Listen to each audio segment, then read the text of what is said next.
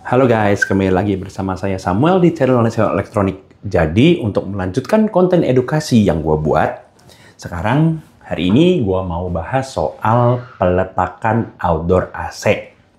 Ya, jadi banyak banget konsumen kami yang nanya nih, AC itu outdoornya lebih baik di mana ya letaknya? Di bawah indoor kah? Sejajar indoor kah? Di atas indoor kah? Terus apakah outdoor AC itu perlu ditutupin ya di tempat yang teduh, nggak kena hujan, nggak kena matahari? Oke, nah hari ini akan gue bahas tuntas ya. Oke guys, jadi pertama dulu nih. Paling bagus tuh outdoor AC posisinya di mana ya? Di bawah, di tengah, atau sejajar sama indoornya, atau di atasnya indoor. Oke, yang paling bagus, yang pertama adalah tentu saja sejajar ya. Sejajar antara indoor sama outdoornya sejajar itu paling bagus ya. Nomor dua, nomor dua paling bagus adalah di bawah AC-nya. Ya, di bawah indoornya maksudnya. Jadi outdoor di bawah, indoornya di atas ya. Dan yang paling jelek adalah outdoornya di atas daripada AC-nya. Oke? Tapi apakah kalau memang misalnya outdoornya di atas terus nggak jadi pasang AC gitu kan? Wah jelek nih, nanti AC cepet rusak. No. Nggak gitu ya guys ya, nggak gitu ya. Karena di rumah gua sendiri, semua outdoor AC gua adanya di atap. Di lantai 2, di atasnya lantai 2, di atap. Sedangkan AC semua indoornya posisinya di bawah. Di bawahnya outdoor semua. Jadi posisi paling jelek katanya. Cuman ya nggak masalah. Toh kan yang bikin AC brand-brand juga udah mikirin ya. Maksudnya nggak serta-merta kalau ditaruh di atas nanti jadi cepat rusak. Enggak guys, nggak gitu maksudnya. Cuma kan ditanya nih mana yang paling bagus. Yang paling bagus ya tentu saja sejajar. Karena kemungkinan untuk oli nendang balik kan AC itu kan ada frame dan oli ya guys ya. Kemungkinan untuk olinya ketinggalan itu lebih kecil dibanding kalau outdoornya itu ada di atas. Karena oli itu kan berat, lebih berat daripada freon guys ya. Freon itu kan bentuknya kan gas gitu ya. Walaupun nanti berubah jadi liquid, nanti berubah lagi jadi gas gitu ya. Nah kalau oli itu kan liquid ya. Jadi kadang-kadang kalau memang perbedaan ketinggiannya itu jauh antara indoor sama outdoor, kadang-kadang olinya katanya orang suka ketinggalan gitu di bawah ya, di indoor gitu. Nanti jadi cepat rusak gitu ya. Makanya kadang-kadang kalau pasang AC, teknisi ada yang pasang oil trap. Ya, jadi digulung dulu pipanya gitu ya, digulung dulu di tengah-tengah, bisa ada digulung dulu, jadi olinya nggak sampai ketinggalan di indoor, tapi ya mungkin ketinggalan di situ ya lebih aman lah dibanding ketinggalan di indoor gitu ya guys ya. Ini ilmunya dari masing-masing teknisi AC berbeda-beda, cuman dari brand sendiri juga nggak pernah nggak pernah mengharuskan dan mengajarkan kalau bikin oil trap dan segala macam itu sebenarnya di teorinya nggak ada guys ya. Ini jadi murni dari masing-masing teknisi AC punya pengalaman dan punya ilmu sendiri-sendiri ya. Nggak ada yang bilang benar, nggak ada yang bilang salah. Oke, jadi sekali lagi di rumahnya gue sendiri juga semua outdoornya di atas dan gue nggak bikin oil trap juga, dan AC-nya sudah bertahun-tahun nggak kenapa-napa juga gitu ya, nggak ada masalah gitu ya. Masalahnya bukan gara-gara itu, masalahnya di EVA bocor ada di rumah gue juga pernah EVA bocor, termistor jebol ada juga ya, PCB rusak. Nggak kelihatan di atas gue ada AC nih, FTKC 15 ya. 2 kali malah PCB-nya jebol guys. Gitu ya, sampai ini gue ganti baru AC-nya, yang lama udah 2 kali jebol PCB-nya. Jadi sedangkan ini ya, yang di toko gue sendiri, di ruangan gue sendiri, ini AC-nya posisinya sejajar loh. Indoor-nya sama outdoor-nya ya. Jadi sama-sama di lantai 1 di belakang. Ini di ruangan gue, jadi posisi indoor dan outdoor sejajar. Ya, tapi yang kalah PCB-nya. Jadi ya susah ngomong gitu ya. Oke, untuk mempersingkat waktu ya. Terus sekarang, apakah outdoor itu perlu ditaruh di tempat yang teduh? Oke, nah kalau jawabannya perlu atau tidak, lebih baik memang di tempat yang teduh. Tapi bukan berarti, maksudnya kenapa mesti di tempat yang teduh? Kalau orang mikir gara-gara, wah nanti kehujanan, kepanasan, nanti cepat rusak outdoornya. No, bukan itu jawabannya. Karena outdoor itu sudah dirancang untuk tahan cuaca, tahan hujan, tahan panas, walaupun kejemur, walaupun kena hujan, terus bertahun-tahun, memang sudah didesain untuk tahan cuaca. Jadi, kalau menaruh, kita pasang outdoor di tempat teduh, tujuannya bukan itu. Bukan untuk melindungi dari matahari dan hujan, bukan itu. Tujuannya lebih ke arah penghematan dan power AC. Oke?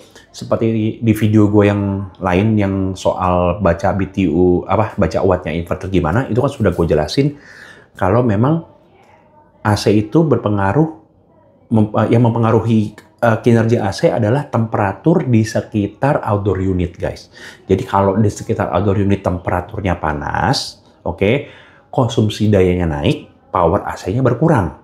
Oke. Nah, kalau outdoornya ditaruh di atas rumah, di atas dak beton, itu kalau pas siang, panasnya bukan main, ya sampai injek, nyeker aja kalau nginjek beton itu, gila panas banget gitu ya maksudnya ya. Nah, itu kan berarti kan temperatur di sekitar outdoor AC-nya kan mungkin biasa di atas 40 derajat, mungkin bisa 45, bahkan lebih gitu ya. Mungkin bisa 50 bahkan mungkin gitu maksudnya kalau pas lagi terik-teriknya gitu ya. Nggak ada angin, terik banget gitu kan. Kadang-kadang kita suka ngerasa begitu ya.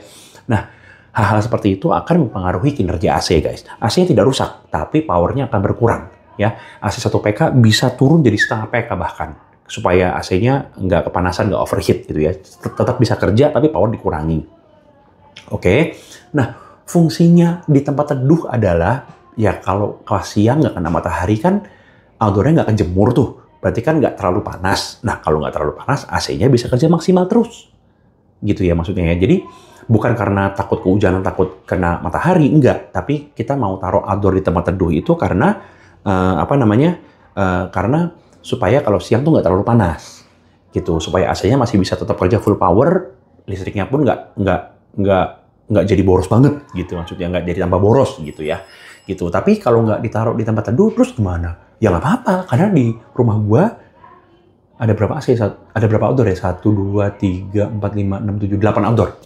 Bener nggak? Ya gitulah pokoknya. Ada 8 outdoor dan semuanya ditaruh di dak, nggak ada tutupannya, jadi setiap saat kena matahari, kena air hujan gitu ya. Jadi nggak masalah gitu, nggak ada masalah. Dan komponen yang rusak bukan komponen yang gara-gara itu gitu maksudnya. Kalau EVA bocor kan nggak ada hubungannya sama sama posisi outdoor ada di atas kena matahari, kena hujan, itu kan nggak ada hubungannya kalau EVA bocor gitu maksudnya ya. Terus kalau termistor juga, waktu itu termistor indoor gue juga rusak juga, ya bukan gara-gara outdoor kejemur kan gitu. Jadi faktor-faktor lain yang mempengaruhi gitu ya. Nah, kembali lagi, jadi kalau misalnya ditanya outdoor-nya apakah mesti di tempat teduh kok outdoor-nya? Terserah. Kalau bisa di tempat teduh lebih bagus. Tapi kalau nggak pun, ya nggak masalah gitu. Nah, kalau di siang hari di tempat gue gitu maksudnya ya, di kamar gitu ya, gue tetap dingin banget. Kenapa? Karena memang PK gue berlebih. Ya, sekali lagi, pakai inverter, kegedean PK lebih bagus dibanding kurang PK. Ya, jadi kamar gue butuhnya 1,5, gue pakainya 2 PK. Gitu ya. Kamar yang kecil banget, gue malah pakai 3/4. Gitu ya. Karena memang AC inverter itu kan wattnya bisa turun, guys. Ya, jadi kalau siang hari PK-nya turun pun masih ke cover, guys. Gitu loh maksudnya. Masih bisa dingin kamarnya. Contoh kalau misalnya kamarnya memang membutuh 1,5 PK, lebih dikit gue punya ya, gue pakai 2 PK gitu ya. Jadi kalau pas powernya turun tinggal 1,5 PK, ya masih ke cover, masih dingin kamarnya walaupun siang hari bolong, matahari lagi terik-teriknya, nggak ada angin, tetap kamarnya berasa dingin. Gitu ya, guys ya. Terus kelembapan juga sangat mempengaruhi, guys ya. Kalau melenceng sedikit nih, mohon maaf ya. Ini video udah mulai 8 menit lagi. Aduh.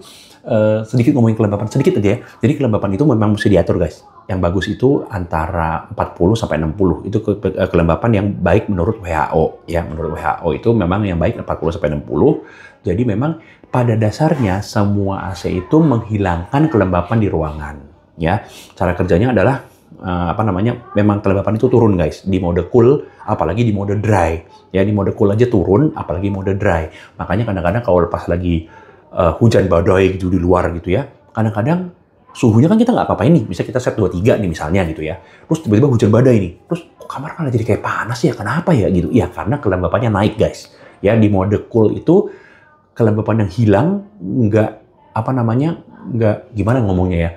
Jadi kelembapan itu turun, tapi turunnya nggak banyak karena di luar lagi lembab banget karena hujan badai gitu ya. Jadi ruangannya, kamarnya lembab, kelembapannya naik, diturunin lewat mode cool nggak cukup, turun misalnya masih 80% kelembapan di kamar, masih 85% gitu ya. Itu yang membuat rasanya kok jadi panas ya AC-nya ya, padahal gue nggak sentuh remote-nya loh, gitu kan. Nah, kalau pada saat hal itu terjadi, bisa pakai mode dry di AC, guys. Ya, bisa pakai mode dry di AC, harusnya kelembapannya turun tuh, ke kelembapan ideal tuh. Tapi kalau pakai mode dry aja masih berasa masih berasa sumpek karena memang lembab kamarnya. Makanya gue selalu saranin kalian itu beli di toko hijau kayak toko oranye kayak jam yang ada termometer sama hygrometernya, guys. Ya, jadi bisa ngecek suhu temperatur ruangan realnya berapa dan bisa ngecek kelembapan ruangan juga berapa ya. Jadi kalau memang ruangannya memang lembab kamarnya, kalau memang dengan AC masih kurang, kelembapannya masih tinggi, di atas 60% segala, mendingan beli dehumidifier. Ya, bukan humidifier, tapi dehumidifier. Ya, bisa pakai yang serap air, ada tuh, dijual-jual tuh serap air gitu ya. Itu ditaruh di dalam ruangan bisa juga, tapi itu juga kalau ruangannya besar ya pakainya mungkin bisa pakai 4 biji, 5 biji, itu kan ribet. Jadi kalau kayak ada juga dijual-jual di online gitu ya, itu dehumidifier guys. Jadi dia menyerap kelembapan ruangan ke situ, nanti di bawah alatnya itu ada kantong tempat buat taruh airnya gitu, nanti air tinggal dibuang-buang gitu loh guys. Gitu ya. Jadi pakai itu akan jauh lebih baik, bukan humidifier ya, dehumidifier. Tapi memang kalau kamarnya kering banget, misalnya memang kelembapannya 30% atau di bawah 30%, dengan nyala AC nanti malah tambah kering, itu malah bisa batuk-batuk guys ya. Jadi lebih baik pakainya humidifier, oke? Udah ya, udah lama banget nih videonya nih. Udah ya guys ya, udah 10 menit videonya. Jadi semoga sudah bisa membantu soal peletakan outdoor AC ya. Dan efeknya bagaimana dan kenapa mesti ditaruh tempat teduh. Kalau walaupun enggak pun nggak apa-apa, oke? Nanti kita kembali lagi dengan video-video edukasi lainnya ya guys ya. Thank you ya, bye-bye.